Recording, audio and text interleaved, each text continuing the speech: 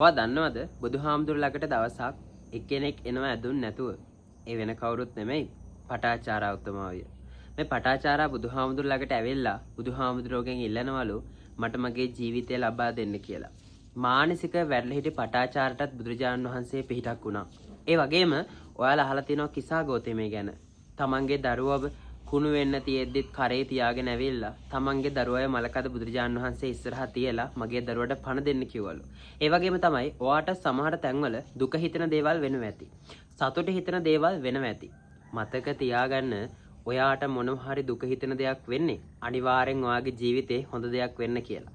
දුක හිතෙන හැම අවස්ථාවකම ඔයා හිතන්න ඔයාගේ ජීවිතේ මොටිවේට් කරගන්න මම තවත් ඉස්සරහට යනවා කියලා. මොකද ජීවන ගමන පුරාවටම තමන්ගේ සතුටයි තමන්ට වැදගත් වෙන්නේ. අර කිසා ගෞතමී පටාචාරා වගේ දුක් වෙලා ඒ අය නිවන හොයාගත්තා නම් ඉතින් මගේ මිත්‍රයන් හැටියට, කල්යාණ මිත්‍රයන් හැටියට ඇයි ඔයාලට බැරි නිවන හොයාගන්න?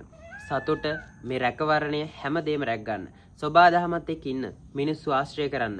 හැබැයි හොඳ මිනිස්සු විදිහට නරක මිනිස්සු විදිහට දෙපැත්තක් බෙදා ගන්න. ඔයාගේ හිත හොත වැඩි හින්දා ඔයාට වැරදෙනවා අනන්තයි. සතුටින් පරිස්සමෙන් ඉන්න. නමෝ බුද්ධාය.